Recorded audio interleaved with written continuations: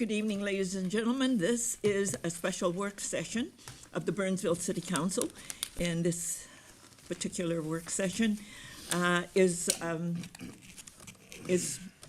people can be in person or online, and people can also watch us on burnsvillemn.gov/meetings or on Comcast Channel 16 or 859. And if people want to join us, they can do that on Zoom, zoom.us/join. And all of the information on all of our work sessions or special work sessions are on our meetings webpage in the council agenda packet. And we go directly to our items. And tonight we are going to be hearing from our staff on our fees and charges. And I think I'm going to have our city manager make some remarks, and then I think presenting is our deputy city manager, CFO, Jenny Rohde. City Manager Lindbergh, floor is yours. Thank you, Madam Mayor. You are in fact correct. Thank you once again for coming together to continue our discussion on the 2024 budget. This conversation this evening in particular is really designed to be educational. As a matter of fact, in the last 5 years, we really haven't talked a whole lot about our fee structure. It's been a bit ad hoc as part of the budget process. As you and staff debriefed our last budget process, one of the enhancements that we identified was to make sure that we took some time to talk through the city's fee schedule, and I think equally as important, kind of our approach to fees and fee structure. Mayor, you are absolutely correct that our Deputy City Manager, CFO, will take you through a bit of a presentation. Certainly, we're happy to answer any questions along the way. A couple of reminders.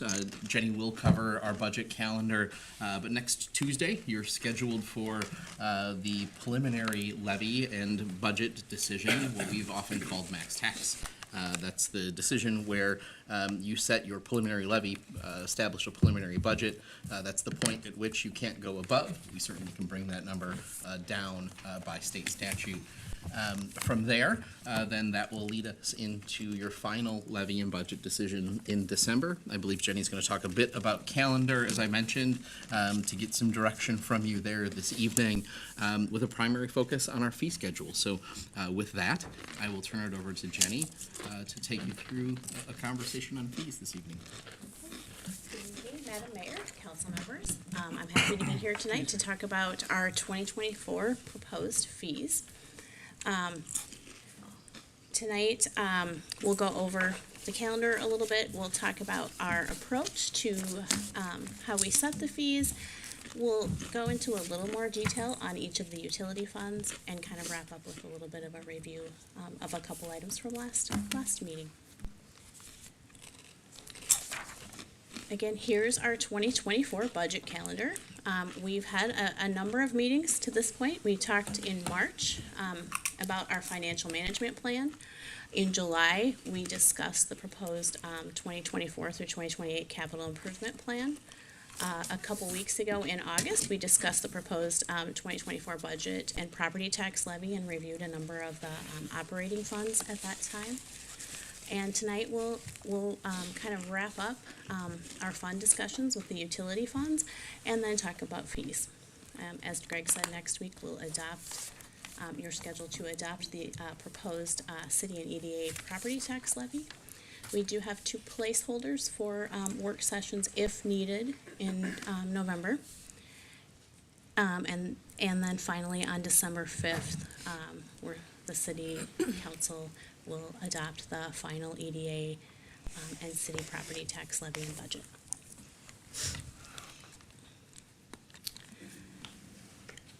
Our 2024 fee schedule is made up of a number of fees.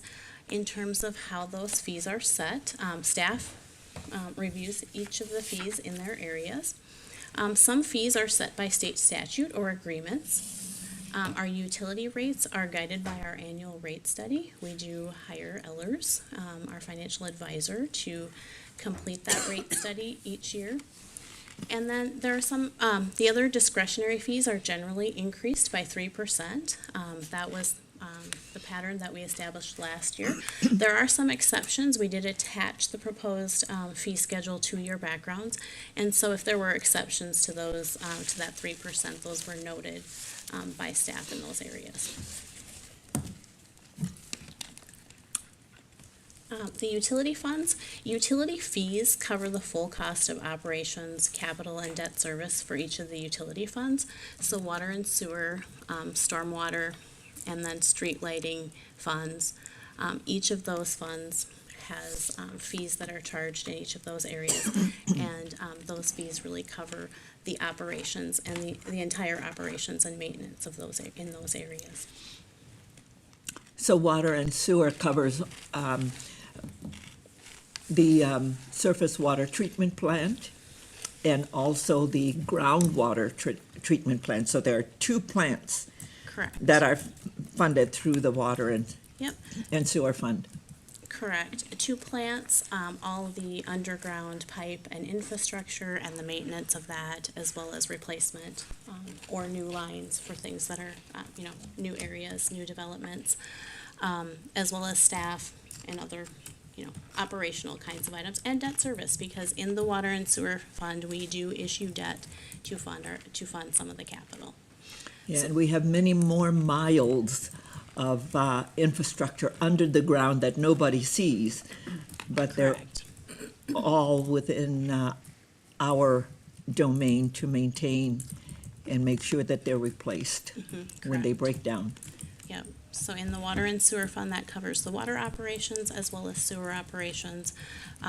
We do pay an annual fee to Met Council to treat the sewer, and that they tell us annually what that will be, what their cost is to treat that. So that is also one of the larger operational costs in the water and sewer fund.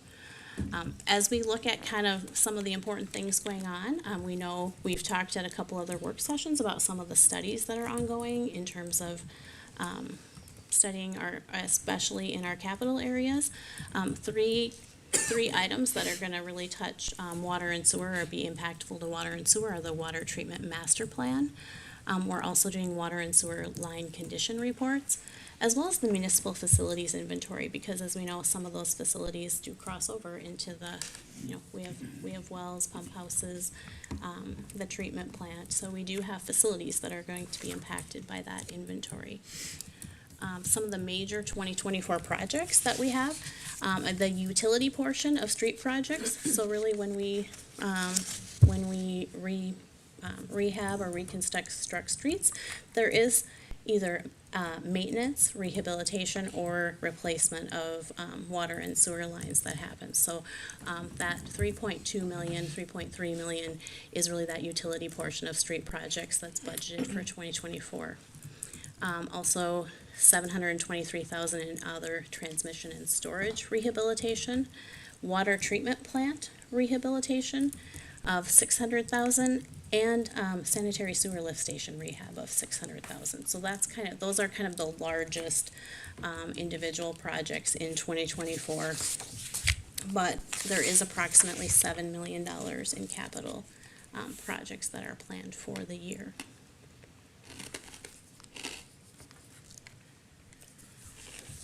The water and sewer fee structure. So we'll just kind of review how fees are set or what the fees pay for. Water fees, we do have a meter fee that really is the base fee for the water fund. That pays for the fixed cost of the system. So really the cost to provide water, and really these costs don't change no matter how much water we sell or we don't sell. We have to have the infrastructure, you have to have some of the administration and other things. So that those meter fees pay for those fixed costs. And then we have tiered consumption fees, and that really, those are charged based on water usage. So the cost to pump the water, the cost to treat the water, chemicals, and those kinds of things go into, those fees pay for those kinds of things. On the sewer fees, we also have a base fee. Again, that pays for that fixed cost of the system. And the consumption fees pay for the usage, or how much is pumped through the system. Proposed water fee increases. As I said, the utility rate study informs where we're going with water fee increases. The 2023 study, or the study that was completed last year, did recommend 2.5% increases over the 5 years. 2024 study is recommending 3.5% increases. That is an increase of 1% annually. This fund has been impacted by inflation, and, chemicals and those kinds of things. Those costs have increased, as well as utilities. Additionally, we've had some additional maintenance that has come up during the year, so that those unexpected costs, as well as additional projects that have been planned for in the CIP over the next 5 years. So there is a slight increase in the recommendation from that annual study. On the sewer side, those fees are proposed to stay the same in terms of recommendations from last year. The 2023 study recommended 7% increases. The 2024 study is also recommending the same increase, with an actual slight decline in 2028. The major cost driver in this rate is really charges from MCES. Last year's increases from MCES were about 8%. This year, they're about 7%. So we're seeing pretty consistent increases in the 7 to 8% area. So it's out of our control. We're just passing it through. We This are is what, required, the Met Council charges us. Correct. And we have our own capital and operational Yeah. expenses in Yeah. addition, but for this side of it, MCES is probably the single largest component. Jenny, if you go back real quick, can you address the slight reduction that's shown in 2028 in that final out year of the plan? Oh, yeah, based on, inputting the budget and projected inflationary factors, after they had looked at the updated numbers this year's, what Ellers does is they take a look at everything we've planned for our CIP. They actually go out 10 years when they're kind of reviewing rates, and then they take a look at what kind of cash reserves we should be keeping on hand. And so we try to really stay close to that recommended level, not get too high, not to get too low, but also look at the long term. And as they looked at the long term, they felt like a reduction would be acceptable in 2028. And we won't see any new increases from Met Council? And we're gonna have to 2020? they're gonna tell us annually what those increases are. We will keep tabs on those.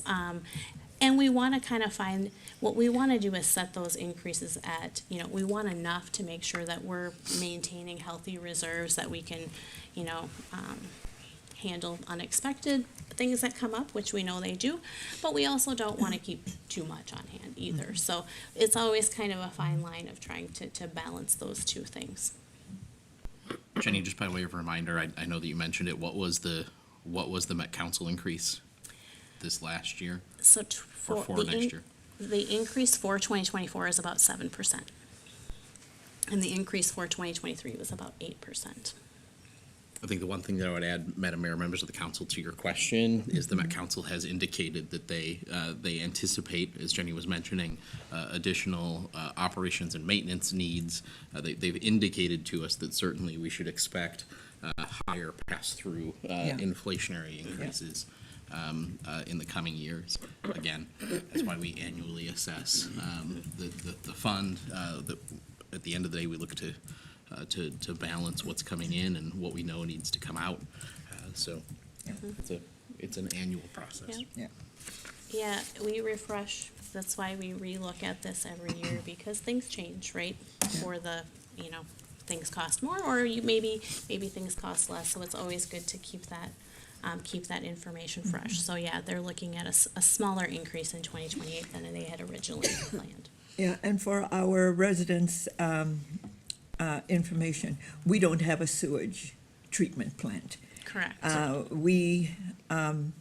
All of our sewer goes to the Met Council, Correct.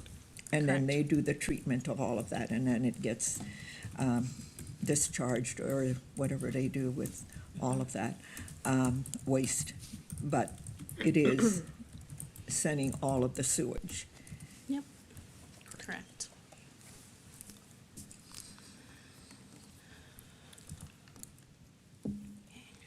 There we go. Third I time is a broke it charm. for you. I made you go back. So here's kind of a look at the fund, kind of the 5-year plan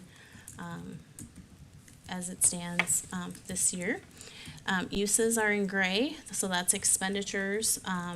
That includes operations, that includes personnel, maintenance, MCES charges, because this includes both water and sewer, as well as annual debt service, which is approximately, I think 3.5, averages about 3.7 million annually, and then capital. There's the 5-year capital expenditures come out of here, and they're about $6.5 million annually. Revenues, the biggest source of revenues here is the charges, the user charges. They're at approximately $20 million annually. We also have bond proceeds because we do bond each year for a portion of our capital projects. And then as some other items, connection fees, interest, and some other miscellaneous charges. But that's kind of the composition of the revenues and expenses in this fund. As you can see, we strive to keep our ending cash balance at about what we have as a recommended reserve amount. So this plan does do that. We are compliant with our cash balance requirements going forward. Next is the stormwater fund. This fund accounts for the stormwater management, so that there's infrastructure.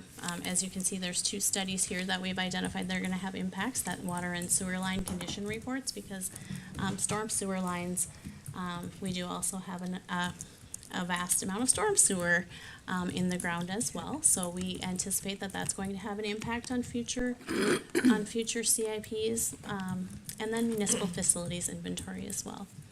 Major 2024 projects. We have resiliency and water quality improvements for $1.5 million. This is a relatively large project. It is programmed in about every other year, and it really does just leave space for improvements to stormwater ponds and other larger stormwater infrastructure. The utility portion of street projects, again, that's $679,000. That's similar to what we saw in water and sewer. There is stormwater infrastructure under the ground, so when we do a street project, we also do rehabilitation or replacement, or actually we add those pipes if they're not already there. Pond clean out, to keep our stormwater ponds clean, that's about $438,000 programmed for 2024, and then stormwater lift station rehab at $200,000. In terms of the stormwater fee structure, stormwater charges are billed through a standard unit. We call that a residential equivalent unit.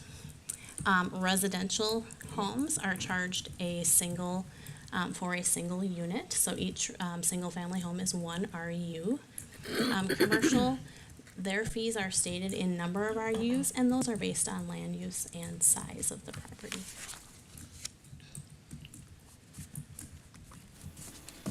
Proposed stormwater fee increases, as our financial consultant reviewed our information for 2024.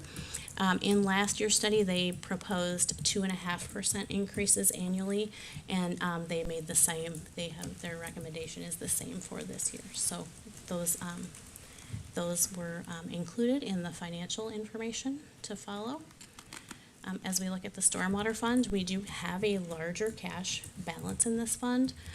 The plan is to set those fees at an amount where we are spending down some of that cash balance to become closer to what our cash balance requirement is for that fund. So, as you can see, in 2024 and 2026, we do have larger expenses planned for that year. That is directly related to those larger resiliency projects that I pointed out on the previous slide. In terms of expenditures or uses in this fund, typically personnel, operating maintenance kinds of expenses, utility fees, and or utilities, and then capital improvements. We do not have any debt issued for this fund at this time, and this current year plan does not include any bond issuances at this time. Sources are predominantly stormwater utility fees and some interest, and other miscellaneous charges, some connection fees, but those are relatively small in this fund. The street lighting fund. This fund pays for the operation, maintenance, and replacement of the city's street lighting fees.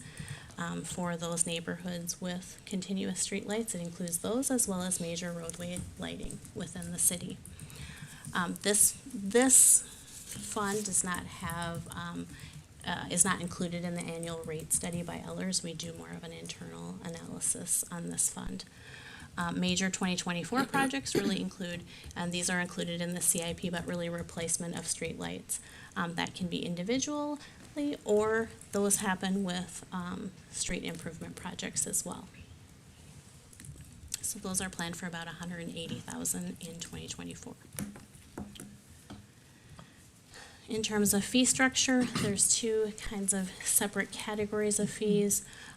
Continuous street lighting fees, those are really only to properties that benefit from existing street lights. Not all neighborhoods in the city have street lights, so if your neighborhood does have street lights, you would be billed for this. If you don't, you're not billed for it. Major roadway lighting fees, all properties in the city to really fund are billed a small portion to fund existing major roadway and intersection lights. So on the city's major roads and at intersections, and that's billed to all properties in the city. Yeah, Vince? I never thought about street lighting fees before, but, so those are feed based on specific neighborhoods that have streetlights? Are individual properties that house those streetlights feed an additional amount, or is it just based on the geographical area? I think it's the area, so any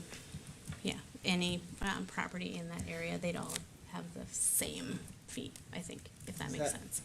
That's rolled into the electric bill?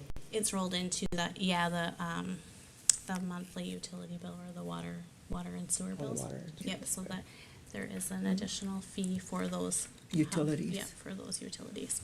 Okay, thank you. I have one in my yard, yeah. I have to mow around it every week. Oh, you have a street light on your property? So proposed street lighting fees, last year's budget did show a proposal for an annual 3% increase. As we reviewed the financial condition of the fund, and we looked at what was budgeted and what we anticipate for the next 4 years, and actually, that should say 0. We're proposing 0 for actually all 5 years. It did at one point say 0, so I must have. Anyway, it's 0% for 2024, but for 2025 and 2028, we are also proposing 0. As you look at the financial information to follow this plan, these numbers do include that 0% increase each year. You can see revenues remain pretty stable. Expenditures are pretty stable as well, with a slight inflationary factor. If you look at ending cash balances, those are in about the 700,000 to 800,000 range. What we recommend, or what our cash balance requirement is about 350,000. So we'll take a look at this every year. If something new comes up, we'll relook at it. But at this time, there isn't a need to increase fees in that area.